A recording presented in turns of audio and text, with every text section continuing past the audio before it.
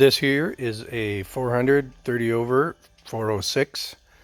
It's going into a 57 Chevy with a 5-speed behind it.